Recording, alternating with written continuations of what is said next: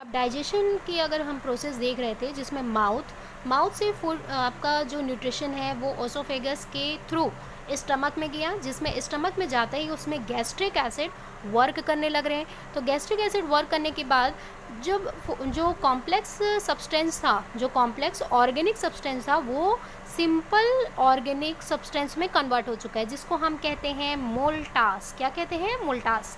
तो ये क्वेश्चन कई बार आता है कि व्हाट इज़ मोल्टास। तो जब डाइजेशन प्रोसेस होता है तो उसमें जो कॉम्प्लेक्स होते हैं सब्सटेंस, कॉम्प्लेक्स सब्सटेंस, वो सिंपल सब्सटेंस में कन्वर्ट हो जाते हैं, जिसको हम मोल्टास कहते हैं। अब ये मोल्टास कहाँ जाता है? स्टमक से स्मॉल इंटेस्टाइन में जाता है। स्मॉल इंटेस्टाइन में एब्जॉर्प्शन होता है, एब्जॉर्प्शन का प्रोसेस होता है, साथ ही साथ इसमें होता है रीडाइजेशन। तो जितने भी और कुछ मॉलिक्यूल्स बच गए हैं जो अभी भी मैक्रो मॉलिक्यूल्स हैं, माइक्रो में नहीं कन्वर्ट हुए हैं, उनका और रीडाइजेशन होगा, साथ ही साथ इसमें एब्जॉर्प्शन होगा। अब स्मॉल इंटेस्टाइन में दो ऑर्गन और काम करते हैं।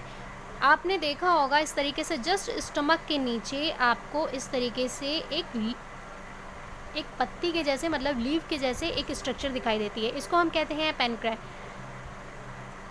पेनक्रेस। और जस्ट इसके यहाँ पर आपको इस तरीके से मशरूम टाइप स्ट्रक्चर दिखाई देगा, जिसको हम कहते हैं लिवर। क्लियर हो रहा है? तो ये जो पेनक्रेस है और ये जो लिवर है, ये स्मॉल इंटेस्टाइन में फूड आने से पहले, है ना, ये दोनों वर्क करते हैं। स्मॉल इंटेस्टाइन में फूड आ गया है, अब ये लीवर एक बोल सकते हैं एंजाइम रिलीज़ करता है स्मॉल इंटेस्टाइन में, और पेनक्रेस भी करता है। तो पेनक्रेस जो करता है वो होता है पैनक्रियाटिक ग्लैंड या फिर एंजाइम्स, जिसमें ये हेल्प करते हैं लिपिड, प्रोटीन, कार्बोहाइड्रेट और फ्रक्टोज, ये चार चीज़ों को डाइजेस्ट करता है पैनक्रेस के पैनक्रियाटिक ग्लैंड। क्लियर है?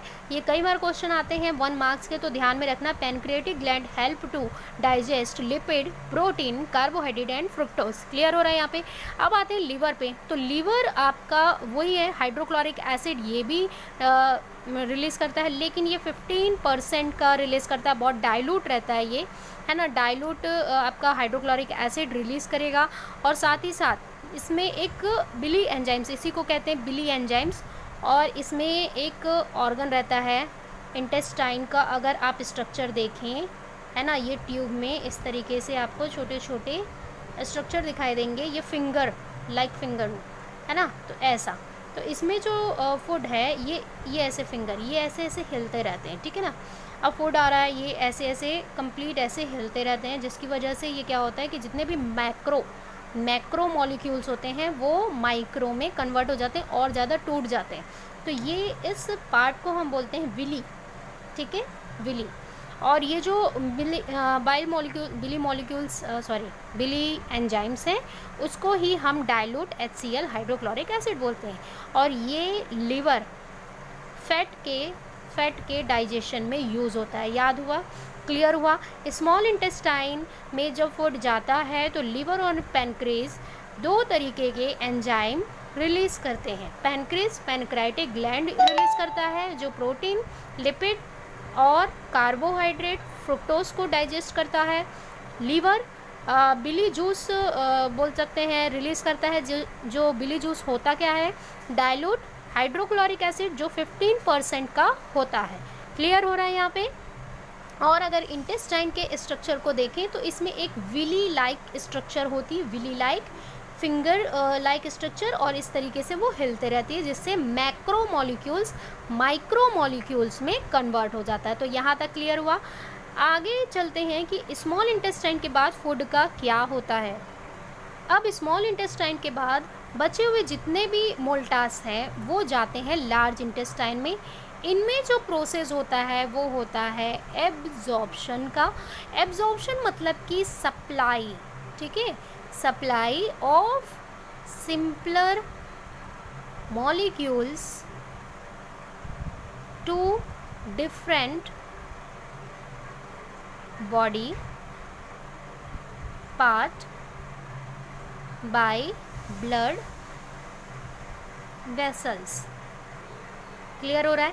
लार्ज इंटेस्टाइन में और स्मॉल इंटेस्टाइन में एब्जॉर्प्शन इसी टाइप का होता है। इसमें सप्लाई होते हैं, जो सिंपल मॉलिक्यूल्स होते हैं वो डिफरेंट बॉडी पार्ट में जाते हैं ब्लड वेसल के थ्रू। क्लियर हो रहा है। अब लार्ज इंटेस्टाइन की अगर मैं बात करूँ तो इसमें लार्ज इंटेस्टाइन में री डाइजेशन फिर होगा, री एब्जॉर्प्शन हो रहा है, ठीक है। एब्जॉर्प्शन स्मॉल इंटेस्टाइन में हुआ, इसमें री एब्जॉर्प्शन हो रहा है, फिर री डाइजेशन हो रहा है, और बचे हुए जितने भी वेस्ट अब मटेरियल हैं, वेस्ट मटेरियल ये रेक्टम में स्टोर होते हैं। याद रखना, ये पहले ये रेक्टम में स्टोर हो जाएंगे, स्टोर रहेंगे 1 डेज या, है ना। इनमें जितने भी जूस हैं वो फिर री डाइजेस्ट होते तक स्टोर रहेंगे रेक्टम में। रेक्टम के बाद ये फिर एनस के थ्रू आउट ऑफ बॉडी हो जाते हैं। तो यहाँ पे ये ध्यान, यही चीज़ है, ख़त्म हो जाता है यहाँ पे डाइजेशन प्रोसेस। रेक्टम तक आ गए मतलब कि मोल्टास का काम टोटल ख़त्म है, अब वो सीधा डिस्चार्ज होने के लिए रेडी है, ठीक है। तो ये डाइजेशन के पूरे प्रोसेस हैं। तो इसमें अगर इम्पॉर्टेंट ये भी चीज़ देखना है कि जैसे क्वेश्चन आता है कि हाइड्रोक्लोरिक एसिड कैसे हेल्प करता है डाइजेशन में, है ना, तो वो कैसे ब्रेक डाउन करता है। साथ ही साथ आपका पैनक्राइटिक ग्लैंड कौन कौन से बोल सकते हैं कि कॉम्प्लेक्स मॉलिक्यूल्स को डाइजेस्ट करने में हेल्प करता है, तो ये सब आपको ध्यान देना है, ठीक है। तो इससे रिलेटेड आपको कोई डाउट हो तो मुझे कॉल या मैसेज कर सकते हो, और इससे रिलेटेड जितने भी क्वेश्चन है आप सॉल्व करो, साथ ही साथ नोट्स भी प्रिपेयर करो, ओके। तो अब देखते हैं इसी को डायग्राम के थ्रू कैसे होता है। ये रहा डायग्राम आपका। डायग्राम में ये हो गया नॉस्ट्रिल, ये हो गया माउथ, ठीक है। यहाँ से एलिमेंट्री कैनाल स्टार्ट हो रहा है। ये जो आपको स्ट्रक्चर दिखाई दे रहा है ये है ओसोफेगस, ओसोफेगस, और ये जस्ट ओसोफेगस से कनेक्ट है आपका स्टमक। स्टमक में आपको मालूम है गैस्ट्रिक एसिड वर्क कर रहा है, और यहाँ से फूड गैस्ट्रिक एसिड के थ्रू, है ना, क्या हो रहे हैं, मोल्टास में कन्वर्ट हो रहे हैं। यहाँ पे आपको एक मशरूम लाइक स्ट्रक्चर दिखाई दे रहा है, तो इसे हम लीवर कहते हैं। और ये यहाँ पे लीव्स जैसी स्ट्रक्चर जो है ये है पैनक्रेस, जो पैनक्रेटिक ग्लैंड को डिस्चार्ज करती है, जूस को डिस्चार्ज करती है स्मॉल इंटेस्टाइन में। लीवर भी 15% क्या करेगा, हाइड्रोक्लोरिक एसिड को, मतलब डाइल्यूट HCl को स्मॉल इंटेस्टाइन में क्या करेगा, रिलीज़ करेगा। अब यहाँ से फूड डायरेक्ट जाता है स्मॉल इंटेस्टाइन में, ठीक है। स्मॉल इंटेस्टाइन में जो 2 तरीके के जूस होते हैं, एक बेली जूस और दूसरा होता है पैनक्रेटिक जूस, वर्क करते हैं। इसमें वर्क होता है एब्जॉर्प्शन का और री डाइजेशन का। फिर बचे हुए जितने भी मोल्टास होते हैं वो किस में जाते हैं, लार्ज इंटेस्टाइन में। अब लार्ज इंटेस्टाइन में फिर से री एब्जॉर्प्शन होगा, री डाइजेशन होगा, और फिर ये रेक्टम में स्टोर हो जाते हैं। ये हो गया रेक्टम, और ये हो एनस। तो ये हो गया आपका रेक्टम, ठीक है। तो यहाँ पे ये स्टोर रहेंगे, उसके बाद फिर एनएस से ये, और ये जो पूरा कंप्लीट प्रोसेस है, ठीक है, ये 36 आवर में कंप्लीट होता है, और इसमें लॉट्स ऑफ अमाउंट में वाटर की ज़रूरत होती है।